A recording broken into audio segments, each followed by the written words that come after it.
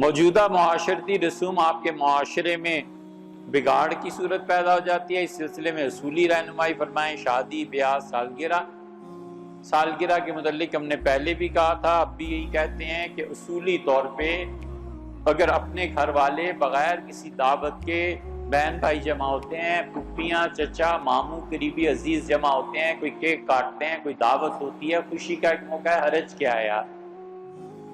کیوں خام نے پابندی لگانی ہے؟ ہاں اس میں ناچ ہو، موسیقی ہو، غیر محرم آ جائیں، پردے کا خیال نہ رہے، بالکل غلط بات ہے۔ لمٹس جو ہیں اس کے مطابق ٹھیک ہے، ان لمٹس کو کراس نہ کیا جائے۔ اگر کوئی بھی کسی قوم، کسی معاشرے کا رواج شریعت سے متصادم ہوتا ہے تو اس رواج کو ختم کیا جائے گا۔ مثلا عبداللہ ابن عمر اور سلمان فارسی رضی اللہ عنہ شادی میں گئے۔ سلمان فارسی رضی اللہ عنہ جب اترے، ہمارے ہاں شادی بیاہ کے موقع پہ لائٹس لگاتے ہیں نا، اس زمانے میں دیواروں پہ پردے لٹکائے جاتے تھے۔ گھر کی باہر کیا فیس ہے، دیوار ہے، اس پہ سرخ، سبز، اودا، پیلا، کوئی بھی رنگ اچھا سا لگا دیا، پردے لٹکا دیے۔ تو سلمان فارسی رضی اللہ عنہ اترے اور عبداللہ ابن عمر رضی اللہ عنہ بھی سواری سے اترے، دیکھتے رہے۔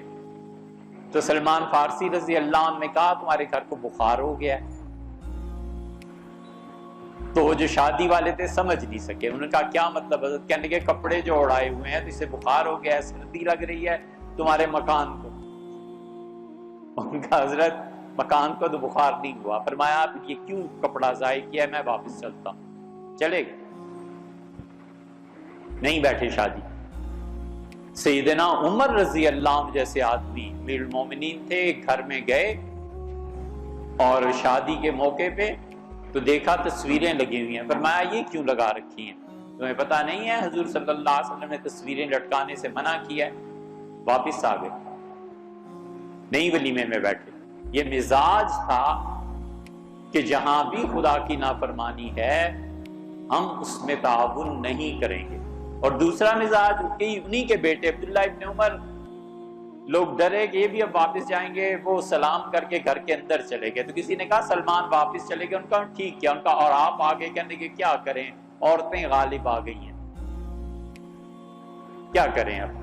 مطلب یہ تھا کہ اب عورتوں نے معاشرے میں غلبہ پا لیا، یہ رسم کر رہی ہیں، تو میں ان کی وجہ سے جو تھوڑی بہت نیکی مجھ سے ہو سکے گی مسئلہ بیان کر دوں گا، مجھے دیکھیں گے، کوئی شرم حیا کریں گے، اسے ہم چھوڑ تو نہیں نہ سکتے۔ یہ دوسرا پہلو ہے دین کا۔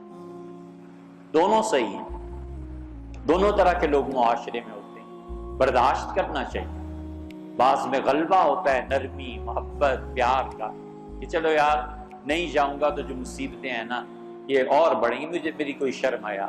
کچھ لوگوں پہ غلبہ ہوتا ہے، وہ کہتے ہیں نہیں بالکل نہیں، ختم کرو اسے، وہ بھی ٹھیک ہے، یہ بھی ٹھیک ہے۔